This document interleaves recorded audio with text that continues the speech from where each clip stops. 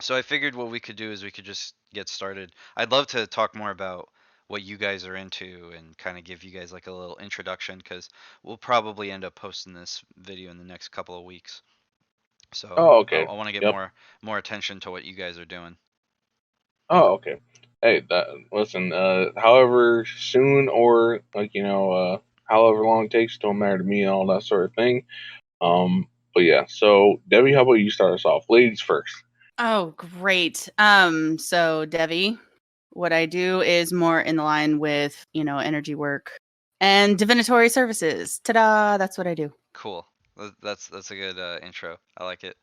Yeah, Oh and yes. I met both of these guys through a mutual friend, and actually one of our expo events that we did. And then Twisted, did you want to share a little bit about yourself as well? Oh yes. But of course, to go ahead and give credit and name drop the homie, that was our buddy Light and all that sort of thing. Yeah, and at the time of us recording all this, we're actually going to be having a episode on meditation that features light as well. That's right. So through all the links and all that sort of thing, take a hop over to our channel and all that, and you can check that out for yourselves. But about me, yeah, I'm twisted. In short, yeah, you could say that in terms of me being a seeker of spiritual, metaphysical, esoteric, occult stuff, or just anything that ties into it, philosophy, politics, conspiracy theories, paranormal, whatever. That's been about 12 or 13 years or so, even though things have been happening for me throughout my whole life and all of that. Mm. Um, yeah, and I guess that goes ahead and works for a very quick summary. Yeah, no, that was a good quick summary for sure. We can actually get into deep things too. I want to know what kind of led you guys on that journey that you found yourselves on, and anything else you guys want to share, because I know you guys are in this big project that you guys have been working on together, where you have your own small community of, as you said, truth seekers. So it's Oh, really yes. Hmm. interesting to see. I want to hear more about any, I guess, really any type of stories or uncoverings or anything that you guys have really been interested in, or any rabbit holes that you guys have gone down Oh, yes. into recently. Oh, That'd yes. be some good stuff to share. If you guys Oh, don't mind. Okay. recently, let's Yeah. talk about Venus. Okay. Oh, yeah, Oh yeah, yeah, yeah. Go exactly. for it. Go for it. Exactly. I want to hear about it. Okay, so yeah, I definitely wanted to cover it today because at the time of this recording, October 22nd, 2022, we are having the Venus star point in Libra. Now, before I go ahead and talk about it, I'm just going to go ahead and preface this in saying by no means am I a top tier astrologer, nor do I try to be at all. I know the basics, I know the 101s. Everything else beyond that is above my pay grade. You're not going to be seeing me offering my services at all for dinero anytime soon. Good disclaimer. I But like it. yeah, Good disclaimer. yeah.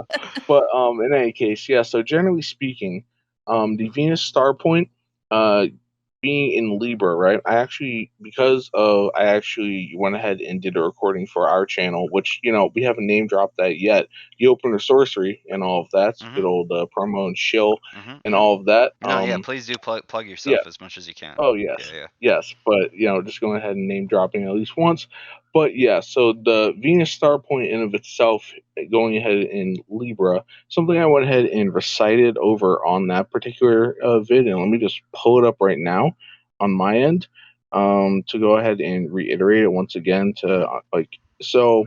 It's been hailed as a once in a lifetime event, and this is particularly why. So I'm going ahead and I'm referencing a article from a August 2022 newsletter by author Ariel Gutman, who went ahead and actually wrote a book about the Venus star pattern and such. So, if you're wondering, Venus star, what the hell are you talking about? Like, it's a Mhm. planet Mhm. and all of that.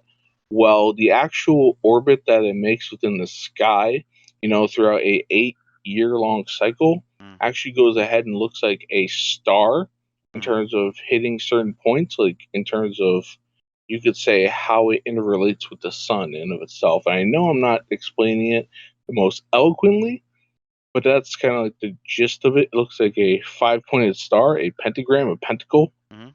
or you could say a rose in all of that. I see. But yes, so to go ahead and quote Ariel Gutman herself, on October 22nd, 2022, for the first time in 150 years, the Venus star will enter the sign of Libra. The slowly moving rotational star clock of Venus transits through a sign of the zodiac at various intervals in history, spending 100 years in a sign on average. Then, for 150 years, it is absent from that sign. The last passage through Libra occurred from 1771 to 1880. Certainly, we can agree it was an incredible time period of history. With the birth of two new and important democracies following the American and French revolutions, one can only wonder what miracles will be birthed in the coming cycle. So you're So, saying yes. that point happened today. It is happening today, yes. I don't know exactly when the particular peak moment That's is crazy. for, but yes, it is today, as well as other astrological events that are, following very soon, within the next couple of days. Yeah. And I find it funny that in terms of like the dynamic of like between Devi and I, Mm. like I've been more so getting like, I guess you could say coincidences or synchronicities in relation to the Venus star points, and she has been more so drawn to the new moon in Scorpio, as well as the partial solar eclipse that is going along with that. So I think definitely should go ahead and pass that along to her to go ahead and Yes. explain. Yes. Yeah. Fill me So in. Fill me in. This I is got you. exciting stuff. Absolutely. So at the beginning of the eclipse cycle, like every year, we have two eclipse cycles, right? We have one in May, we have one in October, November. That's how it works. Back in May, we had a full moon in Scorpio. Now, how that actually affects you is going to be dictated by your birth chart and like what house your Scorpio is in, and da da da da, right? And again, I will put the same preface that he put. I am not a master astrologer. I am learning. I am a constant student in this, and when I find interesting tidbits, I want to share them. Oh, the hell, a Um, lot Love more it. than me. That's for damn oh, sure. Love it. but with this full moons, what they're going to do is one that is supposed to be like the peak, right? You have reached the apex, and now it is time to dial it back. It sheds full light on the subconscious, and especially with the fact that it was an eclipse, that is both subconscious with the moon and overall like self-aware consciousness with the sun combined into that house to shed light on it. Like you can't hide none of your stuff at that point, right? Which is scary, especially if it's in Scorpio, because Scorpio likes to take out the trash. Yeah. There is a reason why Scorpio is associated with the genitals, Mm-hmm. and it has nothing to do with sex. It all has to do with excrement and getting waste out of your body. Sex is just a byproduct. But, shaking that up, figuring out where in your life things have been shaking up, that's going to make a whole lot more sense whenever you look at where Scorpio lies. Like for me, that shit's in my 5th house. That is like house of creativity and children and relationships and technically sex. And so it's just, that is where the chaos has reigned. And so we had the full moon back in May. And throughout this interim between the two cycles, which the actual new moon eclipse in Scorpio will be on the 25th, which is like 3 days from now. It's on Tuesday. The new moon hits its peak, and then like 13 minutes later, the eclipse hits its peak. So it's like superpower in that moment. Like we're going Super Saiyan and just destroying some things. If there was ever a tower moment in life, this is your tower moment, and congratulations, you've made it all the way through to the new moon, which is going to be rebirth. So you've done with the excrement cycle. You have shaken everything up. You have rid yourself of a bunch of crap over the summer. That's why it felt so chaotic and just pressured, and not to mention all of the damn planets that were in retrograde that just, it felt like you were stagnant and couldn't move forward no matter what you did. You had to deal with your shit first. But of course, starting this new cycle and being able to actually start anew, which is refreshing. Yeah. And it feels liberating. I don't know about you. I don't I know if you love like it. you can put some personal anecdotes on it where it's just like, oh yeah, I can see that. But I know for myself, I'm just like, oh yeah, tower moment for sure. Oh yeah. Shit. Yeah, there's a lot of crazy things that are aligning, not only in my life, over these next few weeks, just a lot of really chaotic energies, having Hmm. to balance all of that. But it's also happening in the world too. We're seeing this Oh, in kind of like absolutely. the economic sphere, the political sphere. It's crazy. Everything is all over the place. Oh, So absolutely. so yeah, yeah, really really well said. That's actually an awesome bit of information that I didn't know As about. above, so below. Exactly, Yes. Yes. exactly. Yes, very And well put. also, one thing we didn't mention is that, granted, not only is it that we're having the partial solar eclipse and new moon in Scorpio, but Scorpio season for the regular, sun signs, like, oh my God, like, I'm totally a Scorpio. My birthday is coming up. OMG, which I'm not. I'm actually a Capricorn, but just my impression. That's actually coming up tomorrow, the 23rd, Yep. at the time of recording. Hmm. So, yeah, Yeah. sun Yeah. and moon doing their thing. That's nuts. Yeah, it's gonna be a wild season, I think. I know one of my friends is really looking forward to the 9th. He thinks that something might pop off on the 9th of November. I believe is the date that he said. Which it's just very crazy these next few weeks. I know there's an election that's supposed to happen, and there's some Oh, yes. things heating up. Midterms. Oh yeah, yep, yep. And there's things heating up over in other countries, so it's crazy to see. Oh yeah. I'm sure we're gonna be buckled in for a wild next couple of months to end this Oh, year. yes. Yeah, for sure, for sure. But well, thank Oh, you yeah. guys for And sharing that. granted, That was oh, yeah. awesome. And granted, you said the turnover time on this will be, it's coming out a couple weeks from now or so and all that. So while we're going ahead talking about, oh, yes, things will pop off, like, depending on when you go ahead and you post it, like things may already be popping Yeah, off that's true. and all This is our prophetic video right here. There it is. There it is. Welcome to There the it is. prophecy. There it is. That's crazy. Yeah, yeah. I love it. It's really interesting to see how the astrology of today and yesterday and tomorrow all kind of correlates with what's going on down here. I always profess that to people, but I feel as though a lot of people even when I go to expos, which are pretty open-minded and they're full of people who really get it, they don't get a lot of the science of it and how it kind of correlates with a lot of things, but which is totally fine because it's very hidden secretive wisdoms. That's what's interesting about being a truth seeker, is going through life and reading specific texts and uh, finding certain things that just kind of resonate with you, that send you down these rabbit holes that oh, are yes. that are just, I don't know, something awakens in you. And I definitely have had after having a couple of conversations with you guys, I can definitely feel you guys are on that wavelength. So it's a Oh, lot absolutely. it's a lot of fun to talk with people. Likewise.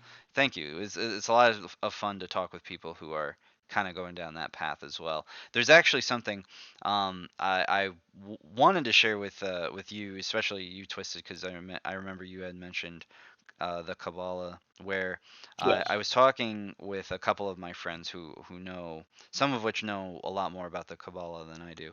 But as I was studying it with them, and my group here, we kind of came under a number of revelations that we're kind of working out right now. But essentially, in the Kabbalah, for people who don't know, there's basically 10 pathways. They're called sephiroths, and they're embodiments of attributes, or kind of like stairway steps that you need to master in order to ascend, Yes. Hmm. internally. But it's a lot deeper than that, because there's a whole bunch of other stuff that goes behind it, and there's a lot of history behind it. um, One thing that I do want to point out while I'm on the topic is the Tree of Porphyry.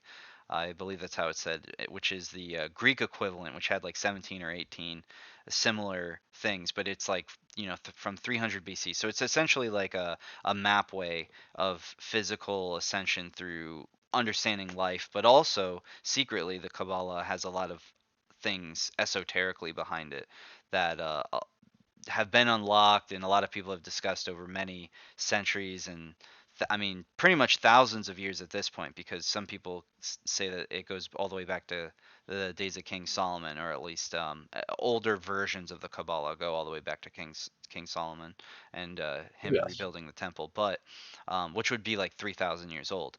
But if that's the case, it's changed over time. It's had a lot of things added and expanded upon it, and one of the things that we were kind of looking at in order to complete the Kabbalah, there's generally 10, but then when you get to higher realms of like, well, at least secret societies used to profess this a lot, even though a lot of them have lost the idea as to why they're even doing it. But there's an 11th one called Da'at, and basically the secret behind this one is there's a separation in the Kabbalah between the lower seven and the top three. And in order to get Oh yes. and pass through this barrier, you basically need to master this secret 11th aspect. But Oh yes. as we were kind of studying it, and we were looking at how the Kabbalah interludes or interlades with uh, the chakra system,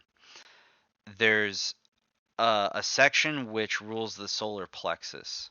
And the solar plexus is very important, especially in alchemy, because it is where the beginning and the fruition of the physical germs of alchemy for healing the body. This is where they begin, is in the solar plexus. This is also known as Yes. like the chrism and awakening the kundalini within, and all of the things about the Holy Grail and all of that alchemically within the body from that perspective, because all of these esotericisms are multifaceted, so they have different Oh meanings and yes. different interpretations. But For me, when I go ahead and do like my usual, like just like my number one go-to sort of thing for mhm, magical sort of stuff is utilizing angels and archangels mhm, as a means to interact with the tree of life per se. mhm, And the archangel that governs over that particular sphere is Archangel Raphael, mhm, who's mentioned in the Bible, mhm, along with Michael, which is Michael, mhm, and also Gabriel. Granted, there's quite a few others that are biblically known, whether in the canon or the extra canonical mhm. or Gnostic apocrypha sort of text. But yes, you can go ahead and call upon Archangel Gabriel. No, not Gabriel. I'm mixed up. Raphael. Raphael. Mm, Yes, to go ahead and help with healing and all that sort of thing, mhm, mhm, and tap into your conscious mind, so on and so forth. And in what you're speaking about the gut, right? Like I mm, know for myself, like recently, that within my own life, like I've been having like some stuff with my own gut health, and been focusing more so on like what it is that I'm intaking mhm, and such. mhm, And yes, so definitely been employing Archangel Raphael quite a bit for healing in regards to that.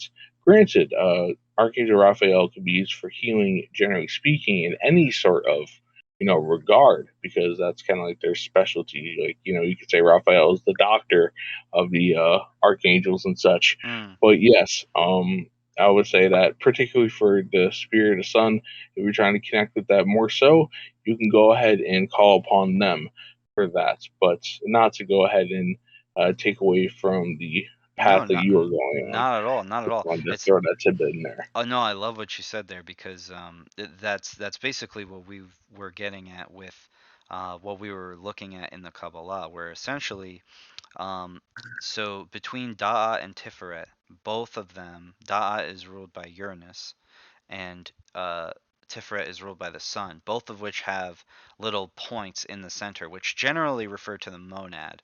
But in this context, we're through a number of different synchronicities, we're basically estimating that there is two secret Sephiroth possibly that are associated with uh, both Tiferet and Da'at, where essentially they have shadows or like a double backside, because there's a lot of stuff in the Kabbalah, like the entire Kabbalah has a backside, and it's the Mhm. Oh Klippa. yes, And so yes. so there's two that have a backside, which would be the 12th and 13th. And the reason for this is because essentially Da'at needs a reflection, because the Kabbalah is in partitions. So Da'at needs a reflection in the lower spheres. And it's either Tiferet itself, or it's below Tiferet on the same line as Hod and Nezak. And the reason for that is because some people put the solar plexural chakra there instead of Tiferet. But even with that, there's also Sagittarius runs down in pathway 25, and Mars runs across in pathway 27, which Okay, so at if I this, could go ahead and flesh it out a little bit. yeah. So generally speaking, for those who are not familiar with the Kabbalah, right?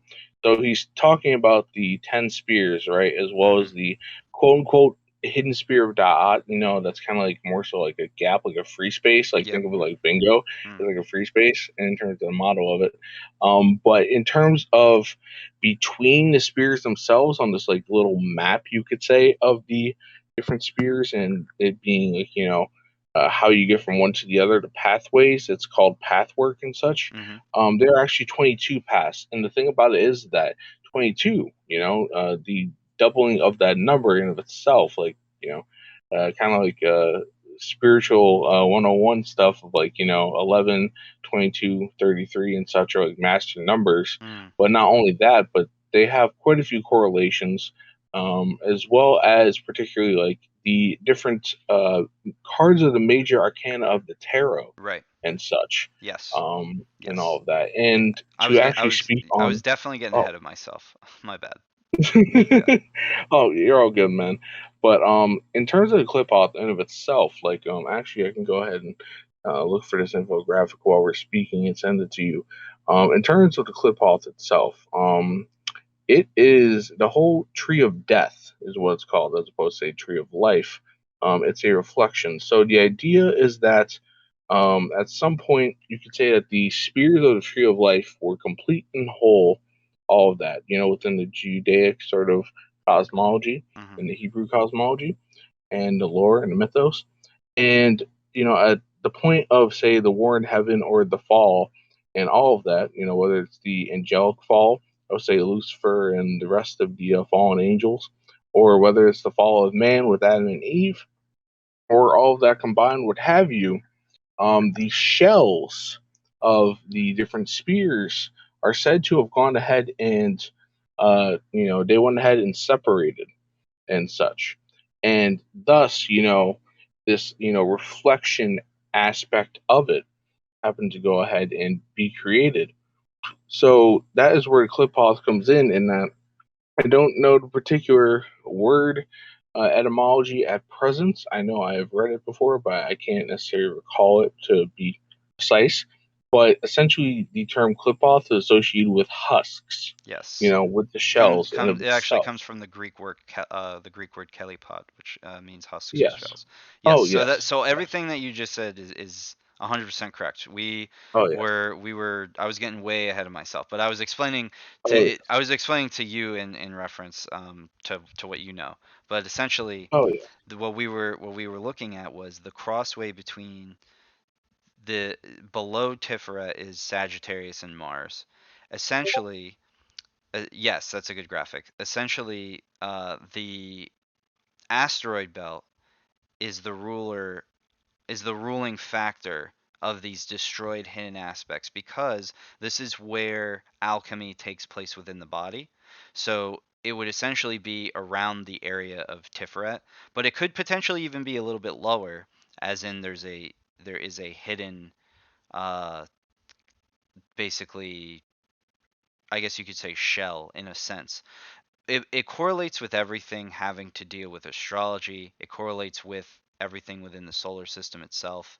It correlates within the human body, and it correlates with the process of alchemy, the chrism, kundalini, etc., which is also the mashak, which means the anointment, which is the pathway or the purpose of the Kabbalah. So the Kabbalah has a specific pathway. You start from the bottom and you go up, and it's like a zigzag formation.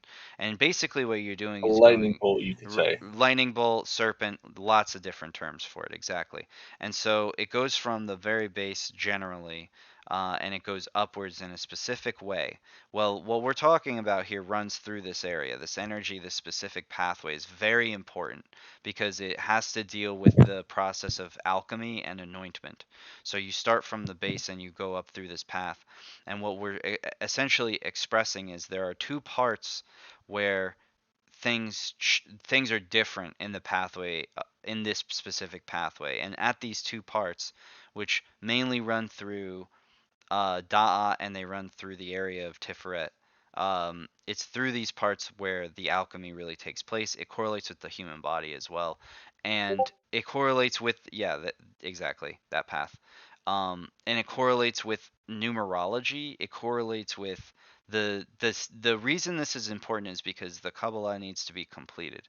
It needs at the very least, it needs a 12th aspect, and that 12th aspect is essentially Yeshua. It's the Christ, or it's the destroyed Messiah, the anointed one. So the destruction is a very important faculty here, because it centers around the concept of sacrifice. So when you study a lot of ancient, like people who have studied a lot of ancient information, some even talk about thousands and thousands of years ago there was a planet where the asteroid belt was. Science says the same thing. And Oh they ha- yes, and they I've have heard a couple proposed names of like Marduk or Marduk, Tiamat, and exactly, yes, exactly. Tiamat. Hmm. So that whole story. So that planet was essentially obliterated. That is a destroyed aspect of this solar system, that in order to keep the rest of it satiated, it needed to sacrifice itself in order to keep the rest of the world's sins, I guess you could say, for in the context of the Messiah. And the world is really like the body. So there is a Christ seed, as they talk about in alchemy, or the Christos, or the chrism, or the oil, and that's actually what Christ means. It means oil. So it stems from the word Christos. It's the anointment, Messiah, yes, Meshiach, Mashach. These are yes, all words linked to the words of anointment or oil. So essentially, the alchemy within the body is super crucial in aspect to the Kabbalah and everything. So when you take that which is already created in the image of God and has already been quote unquote perfected, at least in terms of living. Our bodies are the greatest machines that we have. Everything that we invent is based off of different systems of the body. And so when we look and we study this progression, there are destroyed elements, like destroyed parts of our history. There's destroyed wisdoms and informations, and one of those destroyed elements is the link between our bodies and the galaxy, the universe, the heavens, everything.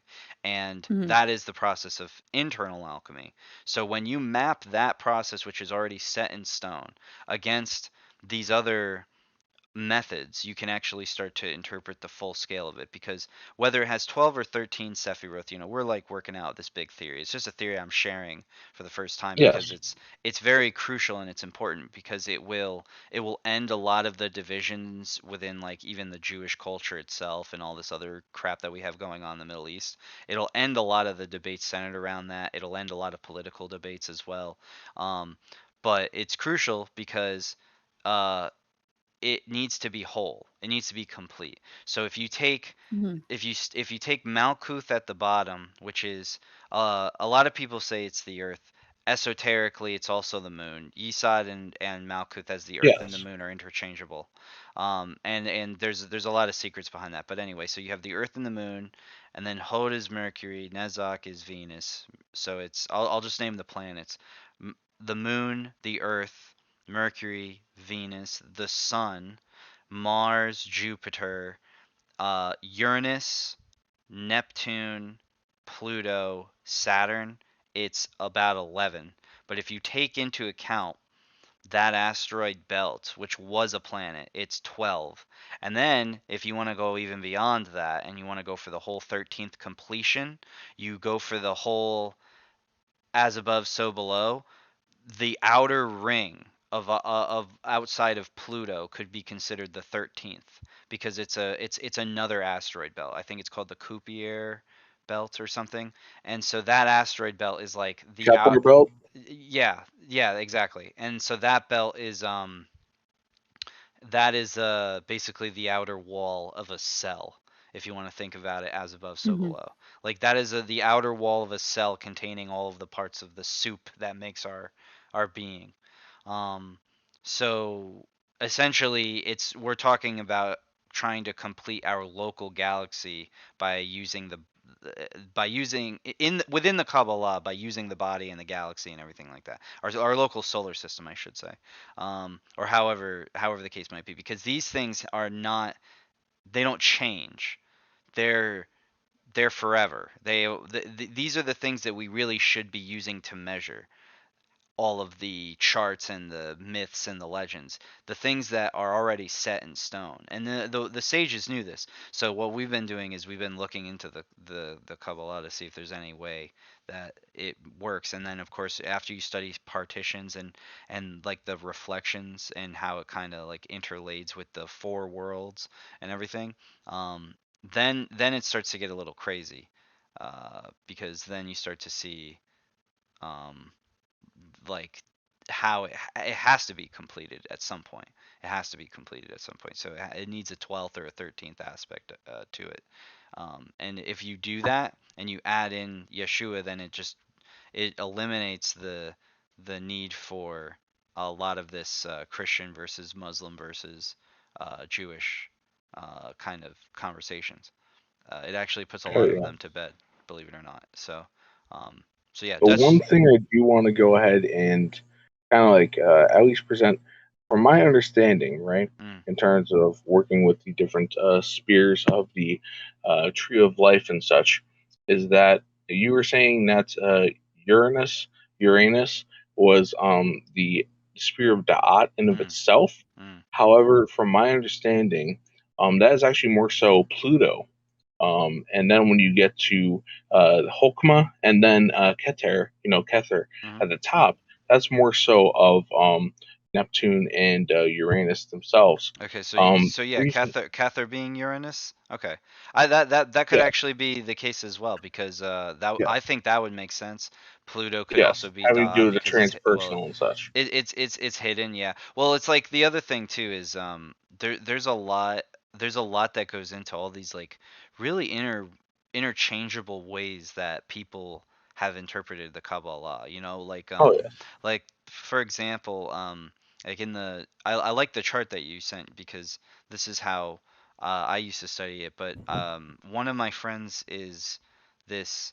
He's like, I don't know how to describe him. He's a really great guy. He lives out and basically in the middle of nowhere, and he's a good friend of mine, and he gets a lot of scrolls from Israel and a lot of stuff. So he's interpreting the Kabbalah. A lot of what I know is based off a lot of what he teaches, which is stuff yes, like straight from Israel. So he teaches stuff like the world of Berea.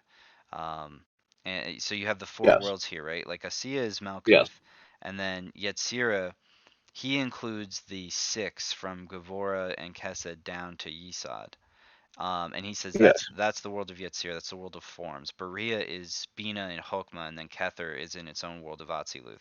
So there's all these different ways, because that's Lurianic Kabbalah, by the way, which was invented by this guy Isaac Luria, who then a lot of people took his Kabbalah and basically uh, turn it into really dark stuff.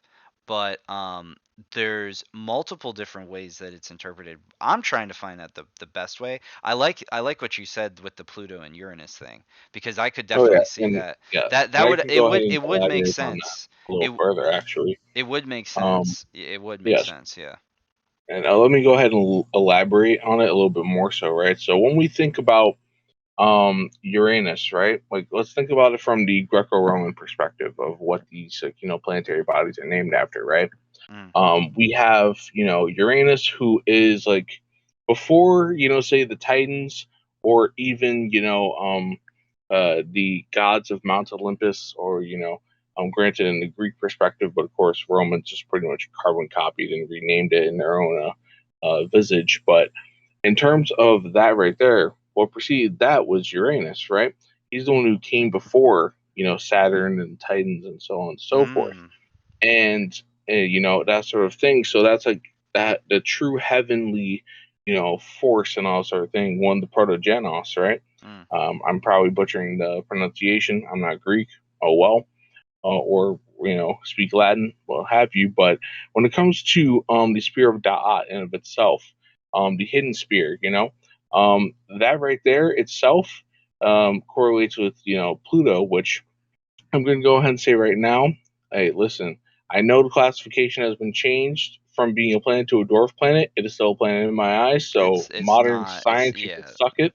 No, well Yeah. Size doesn't matter. they did that on purpose. Yeah, they did that on purpose to hide how all of this interludes because you need Pluto in order to complete all of the charts and all the different countings from Oh yes. I mean So antiquity. A whole bunch of cultures use these oh yeah. planets, which So they claimed we didn't know existed until like 300 years ago, but they're full of shit.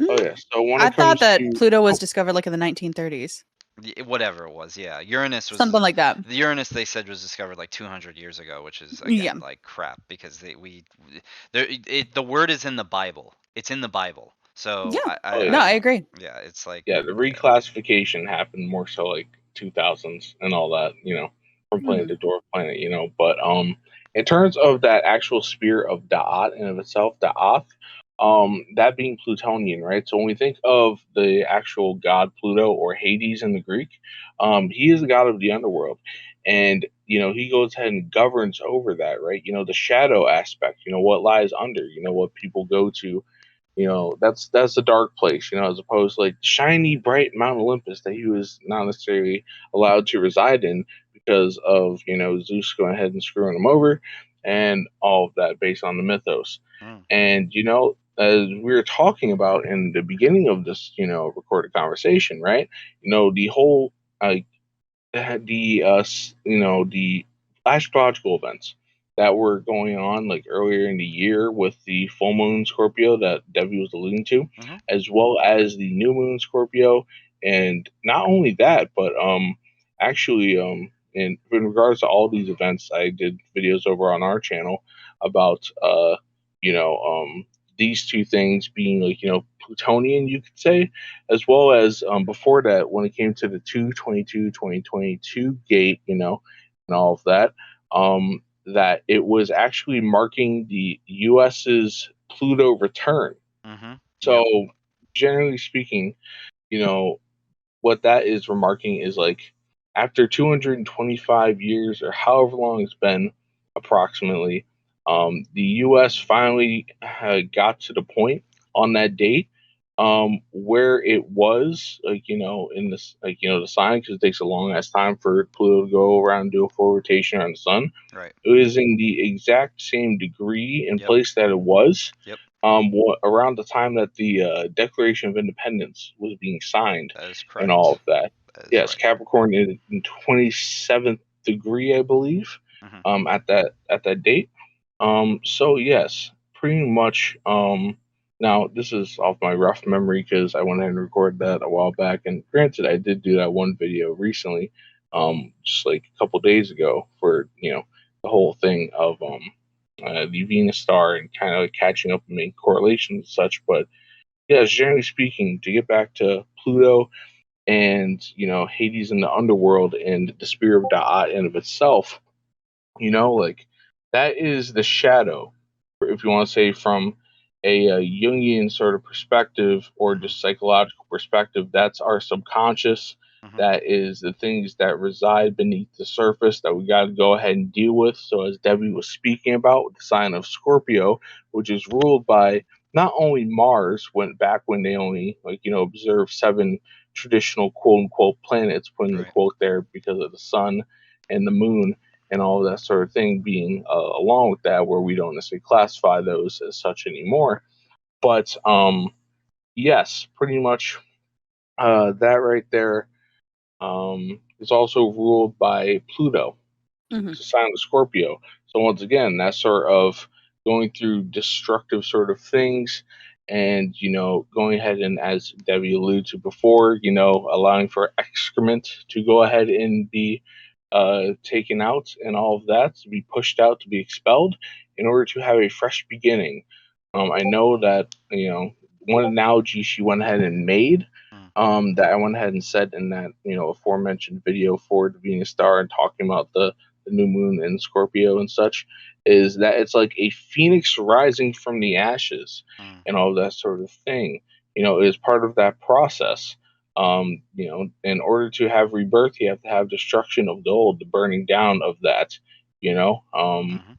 So in terms of that, that's kind of like what Da'at and Da'ath, represent, that particular hidden spear. And the Tree of Death, the Qlipoth in of itself, which has all those husks. And I know that you mentioned it being like a singular sort of spear and all of that sort of thing on the Tree of Life. Mm. In terms of working with the Tree of Death in of itself, that has it's a complete reflection Yep. of the Tree of Life, meaning that just like there's, say 10, actual spears and such, to go ahead and interface with at present, for the Tree of Life, it is reflected with 10 actual spears to work with. And in terms of the Judaic sort of like, Kabbalistic magical system, they don't necessarily shy away from, or you can even say from like just a general Western ceremonial magic Mm. sort of like,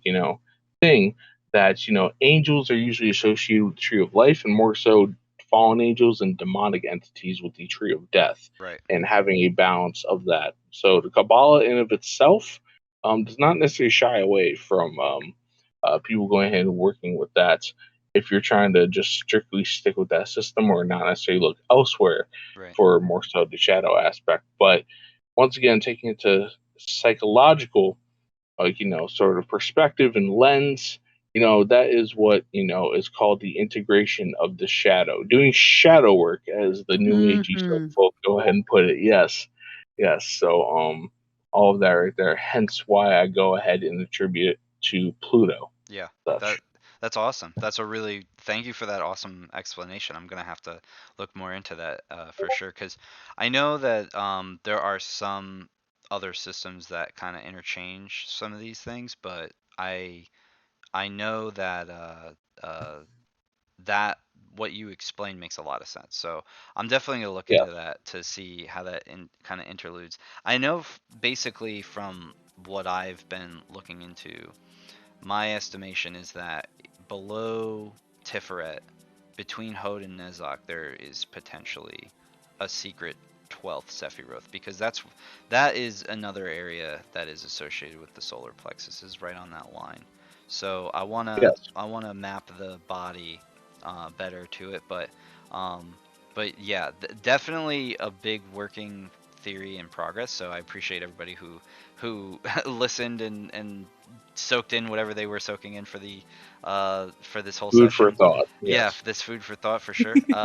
Thank you guys so much for being here. I do have to get going. But thank you guys so Oh, much that's all for good. Hey, yo, man. yeah. Like, I just want to Anytime. say, oh, yes, exactly. Anytime. And hey, man, I'm available whenever, all that. Just give me a little bit of a heads up and I'll be good. And, for the most part, I think Devi also is able to do so as well, just as long as we have a little bit of time to be like, all Calm right, our own chaos. Oh yeah, no, I understand let's completely. go with that. Yep. Yeah, yeah, for sure, for sure, for sure. Yeah, and thank you guys seriously again, because we'll definitely be doing more of these. I'm sure at certain Oh, heck points yeah. we'll be able to get on to more calls and do more kind of conversation topics. I definitely wanted to share this kind of stuff with you though, because it was one thing that we've been working on just as this theory work in progress. Because there's a lot that goes into what we teach and what we learn about and what we know. A lot of it actually deals with like again alchemy within the body. So Mhm. that's one of the bigger aspects of what we teach to other people and how to kind of incorporate into their lives. So I'm looking at it kind of through that sort of lens. But I've been working with Kabbalists, and I don't know. It's been a crazy last couple of months. But thank you guys for at least hearing me out and listening to all of my little ramblings. But yes, Oh, yeah. we can definitely get going. Thank you guys again.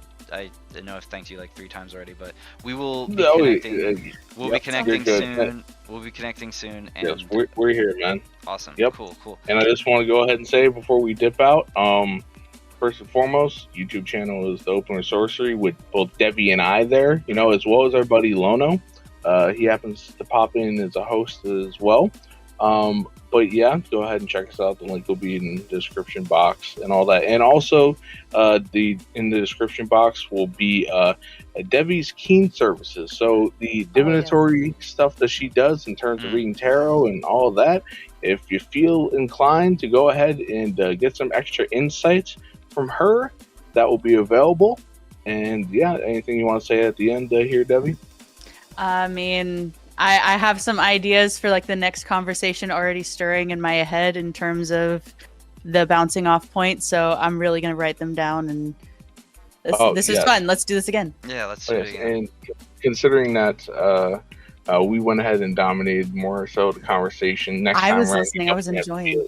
Hey, that's all fine, but I definitely want you to go ahead and speak up a little more. Say it with your chest, you know what I mean? So y'all are funny. Y'all are funny. I love it. Well, yeah, definitely write some topics down and we can chit chat next time for sure. Because I definitely enjoyed this conversation. So thanks again for all the time that you guys gave, and we will be in contact soon. Thanks for everybody listening. Have a good one. Yep.